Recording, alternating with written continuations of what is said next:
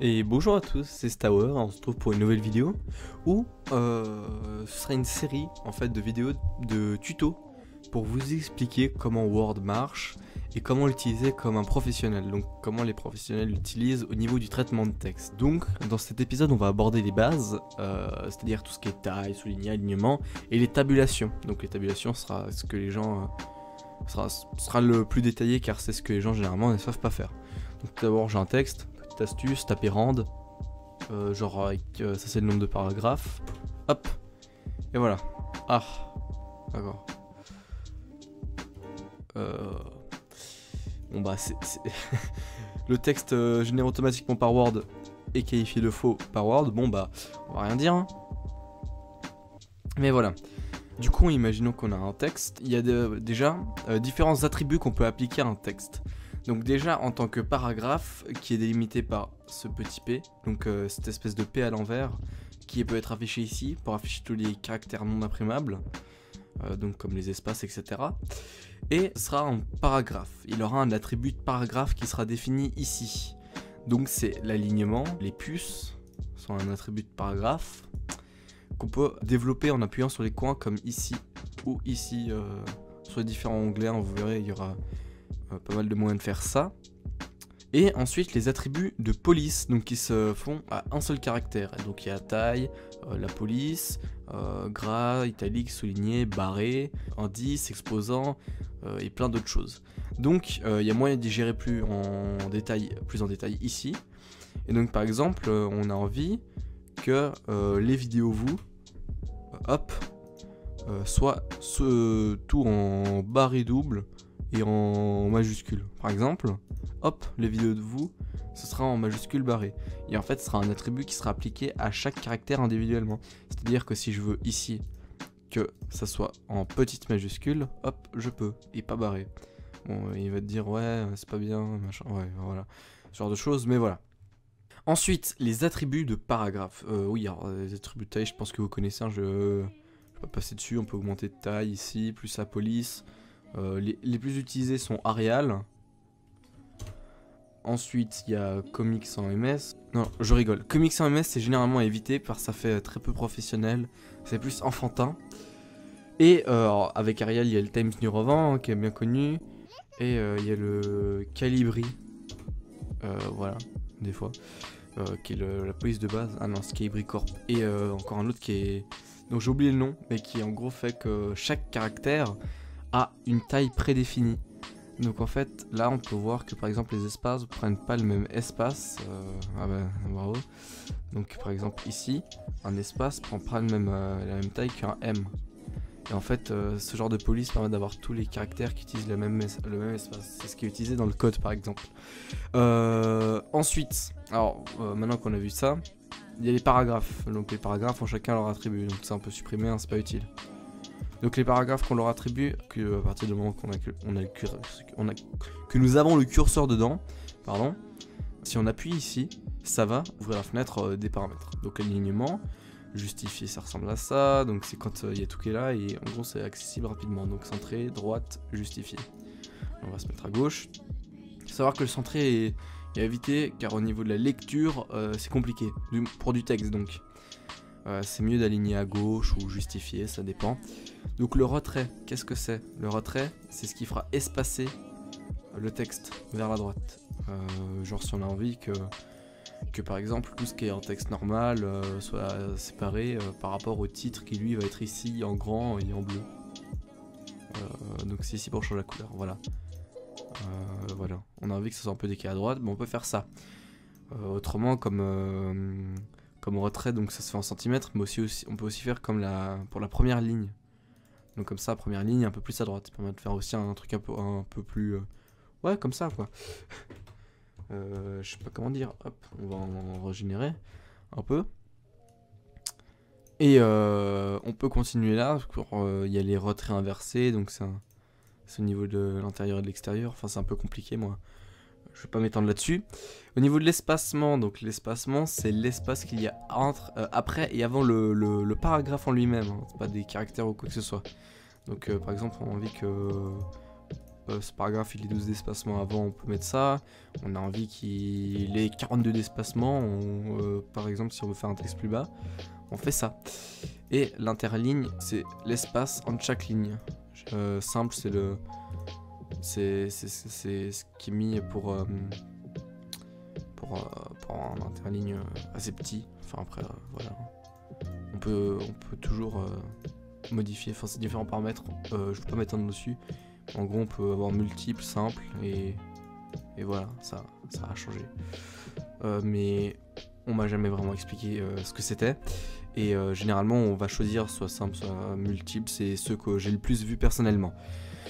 On peut choisir de ne pas ajouter d'espace entre les paragraphes du même type. Par exemple, si on a différents paragraphes qui sont de type normal, avec les styles.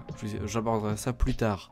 On peut faire que différents paragraphes qui sont normal, donc avec les mêmes attributs que celui-ci, ne vont pas faire l'espace de après et d'avant. Ça permet d'avoir un truc plus compact et d'avoir quand même l'espacement après les paragraphes pour les titres, ou comme ça. C'est dans ce genre de cas que c'est utile. Voilà. Donc on a un peu tout abordé pour les polices et les paragraphes. Maintenant on va voir pour les tabulations. Ah oui, les puces quand même peut-être abordées vite fait. Par exemple c'est dans une liste 1, 2, 3, avec des objets dedans, on peut les puces hein, c'est très basique, c'est on clique là et ça les met. Donc ça c'est les puces automatiques, sachant qu'on peut en définir. Donc à chaque niveau on peut choisir, alors on peut choisir un style de puce comme ça, hop. On peut par exemple choisir qu'au niveau 2 on a un truc différent, au niveau 3 on a un truc différent, au niveau 4 on a un truc différent, et à chaque fois c'est définissable, donc les niveaux ils seront comme ça, hein. Hop ça fait alors, comme ça, Shift, Enter, hop, ça fait un autre niveau, normalement il me semble, non c'est puce, j'ai oublié, mais ça permet de faire différents niveaux. Personnellement je l'utilise rarement, généralement c'est un truc assez uniforme qu'on va utiliser, donc on va appliquer le même paramètre pour tous, et voilà. Ensuite, alors les paragraphes, et on va pouvoir aborder la tabulation. Donc la tabulation c'est utile pour quoi? Par exemple on a un nom, prénom, par exemple la classe, alors je vais débrancher une fois pour toutes, hop, par exemple on a ici notre pseudo, enfin prénom pour la vraie vie, et votre nom de famille, voilà. C'est tabologie. Ouais, le nom est assez nul, je le conçois. Ensuite, si on appuie sur la touche Tab, donc pour tabulation, ça va faire un espacement qui sera toujours mis à des points prédéfinis, qu'on peut changer bien évidemment. Mais ce qu'on va aborder nous c'est les points d'ancrage de la tabulation, c'est-à-dire que ça permet d'espacer, d'augmenter la taille que la tabulation va prendre en mettant un petit marqueur. Donc il suffit juste de cliquer sur la règle qui peut être affichée si vous l'avez pas dans affichage règle. Hop, et ça, vous avez juste à cliquer et à espacer. Ça permet de faire un espacement fixe. Voilà. Alors maintenant, si on tape du texte, hop, le texte sera aligné à gauche avec ça. Très bien. Sachant qu'il va toujours avoir les mêmes attributs de paragraphe, hein, ça ne fait pas changer de paragraphe. Et la tabulation est un caractère en lui-même. Donc maintenant qu'on a ce marqueur, si pour l'enlever il suffit d'appuyer, de glisser vers le bas, hop, ça je supprime. Il faut savoir qu'il y a différents types de marqueurs. Là il y a le marqueur centré, donc le texte va être centré au marqueur. Hop, il y a le marqueur centré vers la droite, enfin aligné vers la droite. D'avoir, si on veut par exemple écrire du texte là, quand on va l'écrire, hop, ça va bien s'aligner. Et il y a le marqueur aligné à la décimale, c'est-à-dire 12.12.13.13 par exemple. Si on met un marqueur aligné à la décimale, ça va naturellement aligner le texte à la décimale, voilà. Donc le texte sera toujours aligné en fonction de la virgule. Donc si on continue d'écrire là, hop, et si on continue d'écrire là, hop, voilà. Ça, c'est les features, oui, bien sûr, générales que je voulais aborder. Peut-être juste vous parler d'une autre police aussi, le courrier new. Voilà, c'est la police dont j'avais oublié le nom. Voilà, celle qui a toujours le même espacement. Faut voir qu'un F va prendre le même espace qu'un D, qu'un S, qu'un D, qu'un F. Bon, j'ai toujours utilisé la même chose, hein. Par exemple, mettre sur tout, hop. et ça prendra toujours le même espace. Ça fait un peu style machine à écrire. Hein. Donc normalement c'est tout ce que... Ah oui, encore une chose. En fonction en rapport avec les... Donc ça c'est ici pour changer le type. Encore une chose. Ici. Donc ce tabulateur, il va pouvoir avoir des paramètres, des styles en soi. Et ces styles, pour y accéder, il suffit de double-cliquer sur un marqueur. Il faut d'abord le placer et ensuite double-cliquer ici. Et hop, on a accès à un menu de tabulation. Donc ça permet d'afficher sa position plus précise. Le taquet par défaut, donc c'est l'espacement. L'alignement du taquet en question. Donc on peut choisir différents taquets. Hein, il y aura la liste ici. Et on peut faire en sorte que par exemple les taquets sont séparés par des petits points, ce qui permet par exemple d'écrire Roulogie, page 1, et ensuite machin machin, clac, page 2, et ça va s'aligner dessus. Voilà. C'est à peu près tout, oui, non, c'est tout ce que j'avais à aborder. Dans la description, vous trouverez un lien avec de quoi faire un exercice si vous avez envie. Ce que je viens de dire. Ah non, c'est pas tout. Alors oui, je le savais beaucoup de fois. Mais il y a encore une chose. Paragraphe de page. Donc, ici, il y a les marges. Qui sont... Alors, il y a des marges prédéfinies. Mais normalement, on va plutôt aller dans les marges personnalisées. Qu'on peut du coup, justement, personnaliser. Afin d'avoir des marges plus petites comme ça.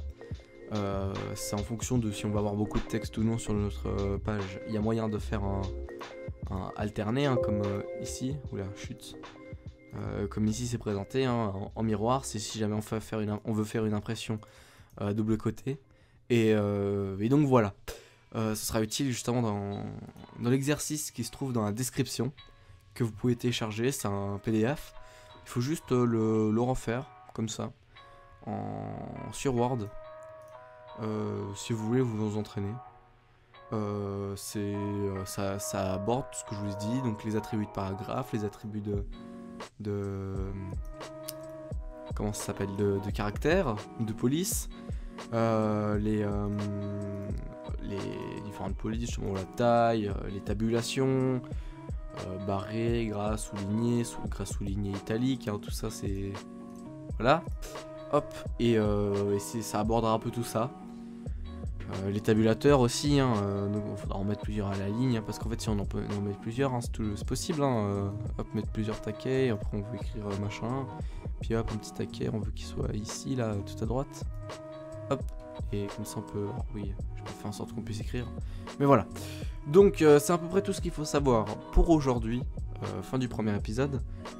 Il est un peu, alors c'est vraiment les bases de la base, hein.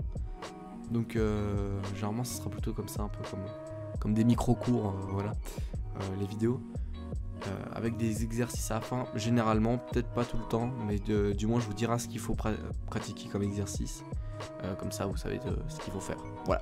Donc c'est tout ce que j'avais à dire pour ces tutos sur Word, j'espère que vous avez pris des trucs, et on se retrouve pour le prochain épisode qui devrait sortir tantôt. Allez, au revoir.